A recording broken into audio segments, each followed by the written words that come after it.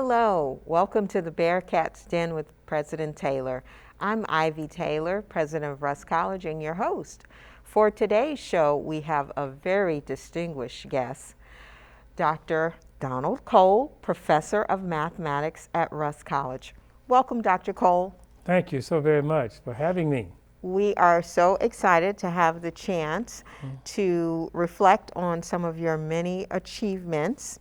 Most recently, you were in the news because the Institute of Higher Learning for the state of Mississippi recently voted to name a building at University of Mississippi, or Ole Miss, after you. How does that make you feel? Well, I kept that a secret for a good while because I had no idea whether or not that would actually happen. And it's to the generosity of an individual. And so it seems it's very glamorous, and I'm very, very proud of it. But I must admit that there was an individual whose name is currently on the building, Martindale, and he wanted that to happen. He wanted to share that building's name with someone who had contributed greatly to the university, and someone who was diverse in nature and in thinking. And as he tells me, they were given four names, four individuals, and he can't remember exactly who they were, but I was one of those. And he began to do research, and after, believe it or not, about 3 years or so before this actually came to fruition. Okay. And how I rose to the top, I don't know. I just, but I'm just calling it divine. Yes, well, I think it was certainly also well earned based on your 50 years as a student and administrator at Ole Miss. Yes. So I wanted to kind of rewind the clock for a moment. Tell us a little bit about your upbringing and the path to Ole Miss. Oh, okay. Thank you for asking that. I'm originally from Jackson, Mississippi, and kind of grew up in a two-family home. My father had a stroke when I was small, and so he was unable to work. And so the real leader of the house was my mom, and she believed in education. Even though she was not a high school graduate until later in life, she was the educator for the community. People came and brought letters to her that they didn't understand. She took care of the social needs of individuals, etc. And she wanted to make sure her kids had a good education. We were the only individuals in the neighborhood, by George, that had a set of encyclopedias. And I didn't realize how important that was, and people used to come over our house to use them. And I can remember one day I decided I'm going to read every last one of these encyclopedias, every last one, etc. And so growing up in that environment sort of set the pace. And so I knew that probably that I was going to go beyond. And when my oldest sister, you know, when the oldest go on to do something, you have to follow. My oldest sister went to college, went to Tougaloo. Then it made possible for many others to follow. So what made you think, oh, I think I'll go to Ole Miss? Oh, nothing in particular initially, because I had visited a lot of schools, and integration had just happened. Yes. And people like myself would normally go out of state. And I too thought that I would be going out of state. But I visited several schools, and University of Mississippi was just one of them. And when I visited it was different than the others. And I don't know how to describe that different, but that difference stuck on my heart, and it made me want to go. There was a lovely institution. It had everything that I wanted in terms of engineering that I wanted to go into at the time. And so that's where I decided to start my college career, University of Mississippi. And as far as your bachelor's degree, you didn't end up finishing there. Do you want to tell us a little bit about that? Oh, that's right. I did not end up finishing there. I was in engineering, and I even I switched over from engineering to mathematics. And at the time, if you can remember, in the late 60s, that America was in an uproar. protests were everywhere. People were protesting the Vietnam War. They were protesting women's rights. They were protesting civil rights. And so when I got there, I was very uncomfortable there as a black individual. Even though integration had taken place, I was not aware that the university wasn't fully integrated. There were pockets of it that still vowed not to serve an individual like me, not to teach an individual like me. So we began to protest, and our protests eventually led to a number of us being arrested, like 80 or so people being arrested, and 8 of us being suspended from the university. And believe it or not, I was one of those 8. That was a devastating time for me. Yes, that certainly took a lot of courage to be involved in the protests, because you easily could have just put your head down and tried to just stay focused on what happened to you as an individual. So my understanding is that you did end up getting your bachelor's degree at Tougaloo, but also went on to University of Michigan, State University of New York at Buffalo, and then back to University of Mississippi for your PhD in mathematics. Tell us about how you became interested in mathematics. Okay. Oh, very early, 3rd grade. 2 words, Carolyn Sue. Okay. Who on earth is Carolyn Sue? That was the teacher?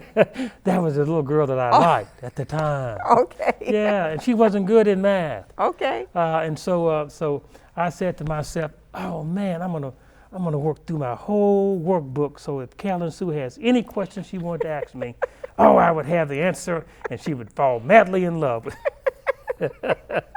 That's a true story, by the way. Okay.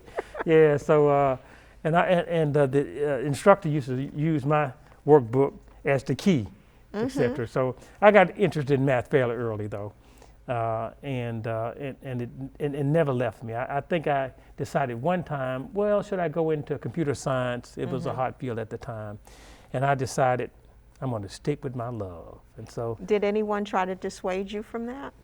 Yes, I got. Through all. Through all of my life and every stop in between, but it was something that I would always come back to. And so when I was tensed up, when I was mad about something, when I was disappointed about something, well, I could ease all of that simply by taking a piece of paper, a pencil, all by myself, and just doing mathematics. Wow. Yeah, so it just made for a better life, for an easier life, for a more intriguing life. And I just stuck with it.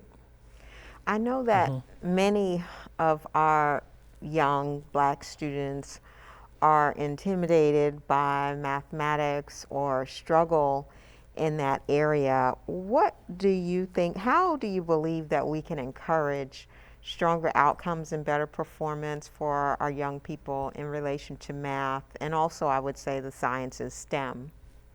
Good question, and I just can't see anybody not loving mathematics.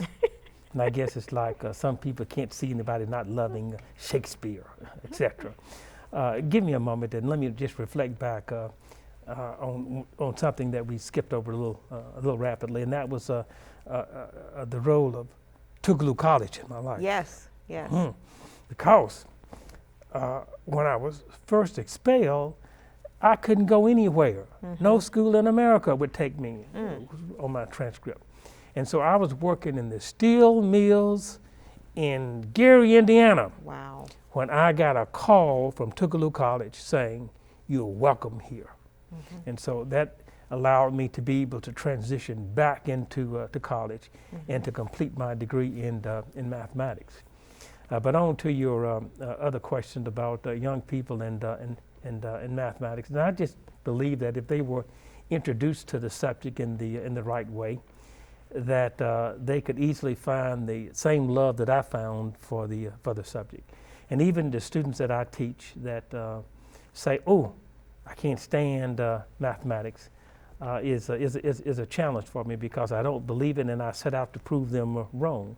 And it's very easy to do that. It's a language, just like any other language. And so That language can be taught, and it can be fun and vitalizing, and I think that's part of the classroom, and of course because many of the teachers don't feel comfortable with mathematics, that discomfort, if you will, rubs off on the students. Okay. And so I just believe that if we get the right teachers in the classroom, everybody would love mathematics. And one of my goals is to change every major here at Rush College to a math major. And I'm well on the way. Okay, you may have a little bit of an uphill battle, but that's an admirable goal. So once you completed your doctorate in mathematics, did you know that you wanted to end up in the classroom? What were your goals? I knew that I wanted to eventually teach, but I did not start off that way. Okay. I also knew that I wanted to use my mathematics, and so I started off in industry. I knew that if I started off in education, I'd never transition to industry. But with industry, I had a better chance of transitioning back to education. And so I started off working in the aerospace industry, building an aircraft, the F-16 Fighting Falcon, the best aircraft that ever flew, still flying even today. And I'm just proud to be a part of that particular program. So did you consider staying in industry a little longer? What was it that made you? I stayed there for 5 or 6 years, and that's about the time I wanted to stay. And I thought that I would leave, but I was advancing. The salary was getting higher. The number of people that was under me was growing, and so it wasn't until I got a call from someone who I had studied with. We studied a summer program at Berkeley, and she called me up and said, "We need you at Florida A&M." Oh, okay. And that was my opportunity to get back into education. And so it was a little tough to pull away because I was enjoying what I was doing, but I knew that I could influence a lot more individuals if I were in an educational institution. And so that was so pressing upon me until I took up that challenge, and that's where I started my educational career. Well, we are looking forward to hearing a little more about the rest of your career. I hope that you're working on a book as well, so that more can learn about your wonderful journey, but we'll take a brief break. We'll be right back with more of the Bearcats Den with our special guest, Dr. Donald Cole. But right now, please enjoy this selection from the world-renowned Rusk College a cappella choir under the direction of Dr. Arlandra Harvey. Coming, I'm coming home. Coming, I'm coming home. Coming for to carry me home. Swing low, sweet chariot, coming for to carry me.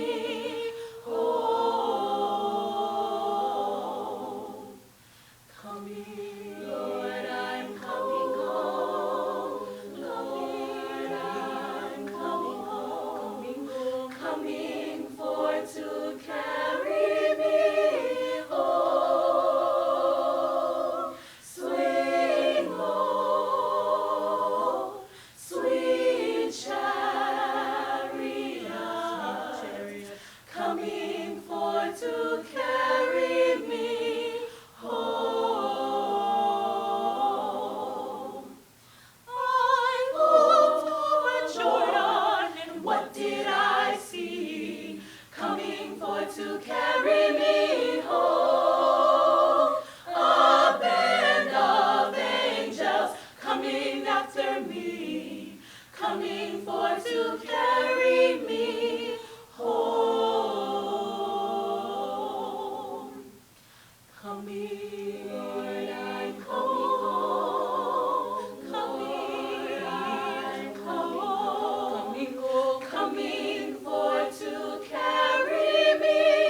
home.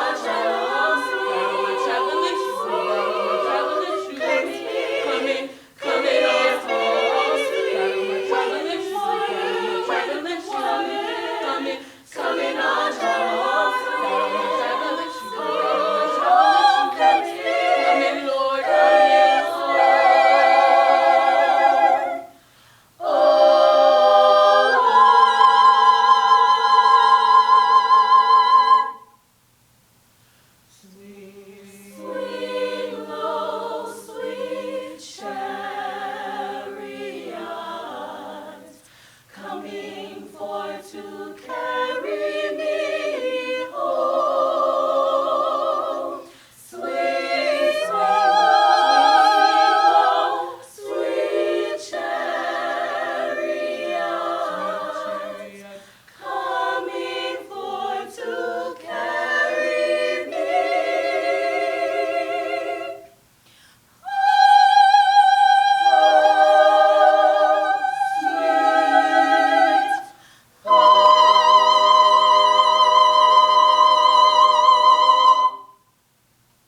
Welcome back to the Bearcats Den with President Taylor. I'm your host, Ivy Taylor, and today's special guest is the very distinguished Dr. Donald Cole, Professor of Mathematics at Russ College. Welcome back, Dr. Cole. Thank you. So when we went to break, you were just telling us how you left private industry to begin your career in education at Florida A&M. Yes. So will you reflect on your time there, and then did you end up at University of Mississippi after Florida A&M? Oh, surely. I terribly enjoyed my time at FAMU, and I was working very diligently there. And within a year or so, I was promoted to the chairman of the department. Wow. Right as I was about to take that chairmanship, I got a call from the University of Mississippi asking and inviting me back there to be on the math faculty, to be a professor there, as well as be an administrator also.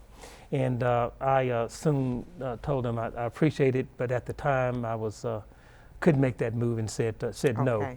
The person who was calling was a dear friend of mine and knew my family, and so they called my wife, and my wife didn't like the place. She didn't like the air. She didn't like the grass. She didn't like the. It wasn't working out well for her. So she told them, just hold that spot. I'll work on him here. You work on him there. I had no idea. Wow. She said, I guarantee you, within a month, he'll be ready. And so within a month, I was ready.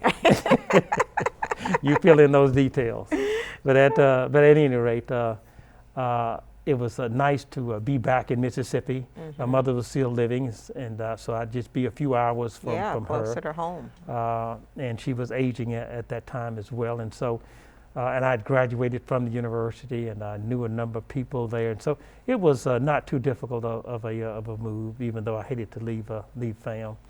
And so I ended up as an administrator there and a faculty member, and kind of working diligently on both ends. And I just came in with a vision to take that institution and to broaden the participation of everybody who was associated with the university, and that was just kind of my mission. That's what I wanted to do. That's what I soon had a reputation for doing. And there were a number of people who wanted the same thing, but they wanted somebody to lead it in that direction. And so they eventually saw me as the person who would lead the university in a diverse direction.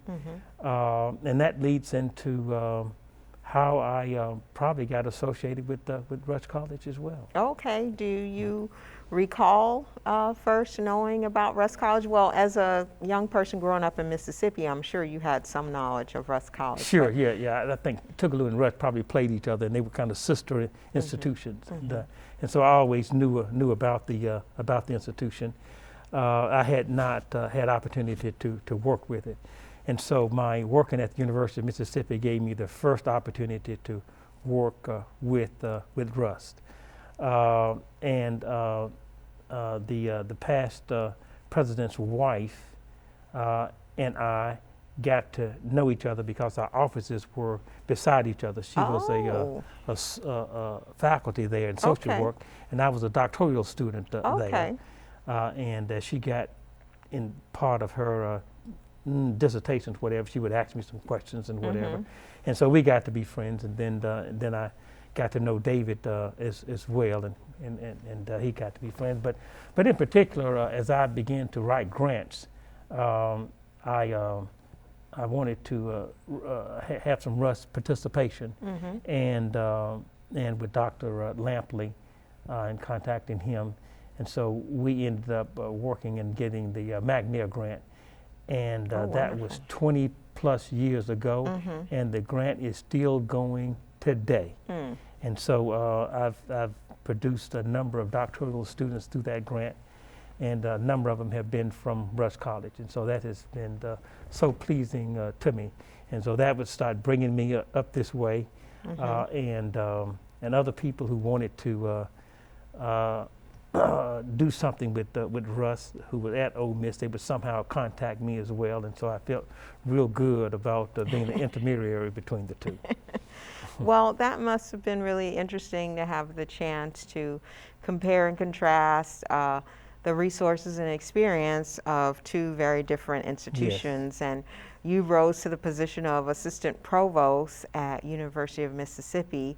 Will you tell us what some of your reflections are on that time serving as assistant provost, you know, very focused on the academic program provided by the flagship public higher education institution in Mississippi? Oh, okay. I'm just reminded just the other day, Human Resources from University of Mississippi contacted me, and they said, would you try to jot down your job description of what you did when you were here?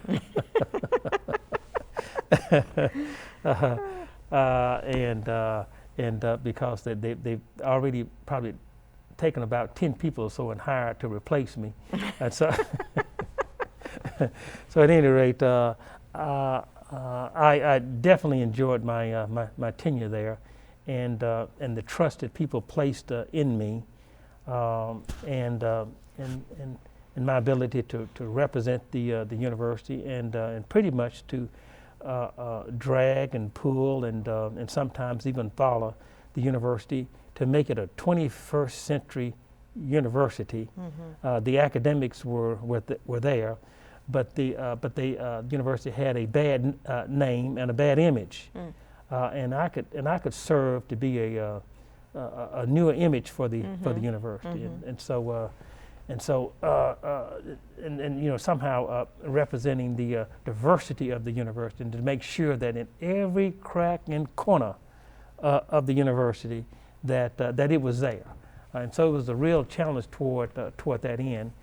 It was already a good academic institution, and so all it needed, if you will, was to be a world-class institution, and for that to happen, then all of its constituencies had to be represented, and you had to see that. And so that's what I saw was my job, and we know particularly on the academic side. That is an ongoing task. Yes. You have to be very conscious of that. Yes. And always working on that end. You know, it's never perfect, and if you stop working on it, it somehow start to recede. Yes, yes. So contrast that with your interactions, observations, and experience here at Russ College. What would you say are some of the advantages for a student studying at Russ as opposed to a larger institution like University of Mississippi? Oh yes. It can be a vast difference, and also the missions of the institutions are vastly different as well. And so, University of Mississippi sort of trains people in general, and then there's an expectations of when you come there. There's some things that you should already know, and you might not be taught, and so it could easily be a weeding type of a process. Here at Rust, the individuals that we take, we're aware of them, and before we take them, we know that we're prepared to take them, and so that prepared means that that we have something in place for when they even get here, and help them to transition. And once transitioned, they can go anywhere. Okay. and they can they can be any student, but they need that transitional period, and so we're very cognizant of that. And not all need that, but because we're cognizant of it, then we'll prepare toward that end. But on the other hand, students are students. I don't care where you are. You know, every student want to get over on the instructor. Every student want to do minimal and get the best grade that it is. And so toward that end, then in my working at both institutions, there are some differences, and then there are places where there are no differences at all.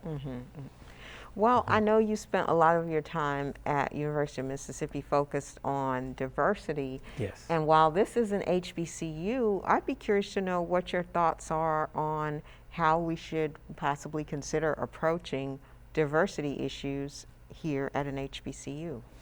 For HBCU, we've never had the same problems that we've had at traditional white institutions. We already have a diverse faculty. Yes, we do. And that's where everything else starts. And so if you have a diverse faculty, and then when you build those academics up to a certain level, that's going to happen naturally for us here at Russ without us having to put a lot of effort in it and to reach out. We will be cognizant of it. We will do some reaching out, but we won't have to do nearly as much as traditionally white institutions do.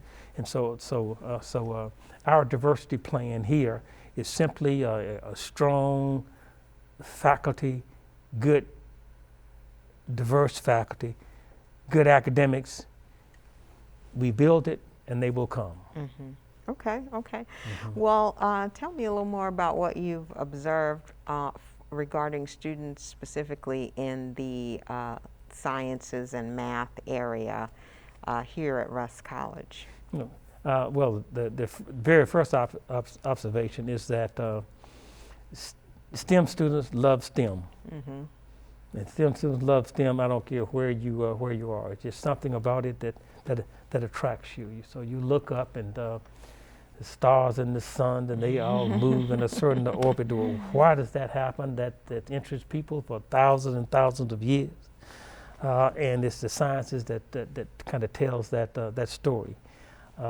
When we look out and see across the world plagues happening, how can we cure those plagues? What type of medical systems do we need to make that happen? Well, that's looked at by people all over the world, and it's forever has happened, and it's happening to the folk at Russ College like it's happening elsewhere. And so people in the STEM just seem to love STEM.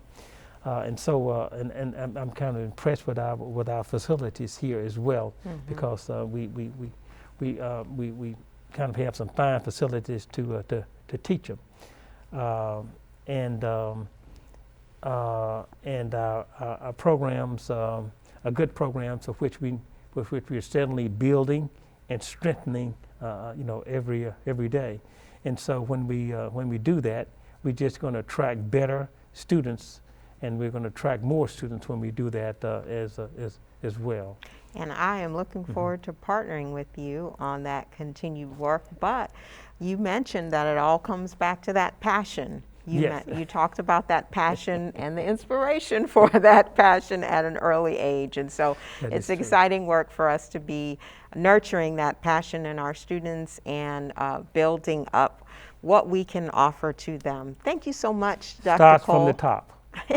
Thank you. We're counting on you. Thank you. Appreciate your support. We've enjoyed chatting with you today. Yes. I'm looking forward to a book where I can read all about your wonderful journey.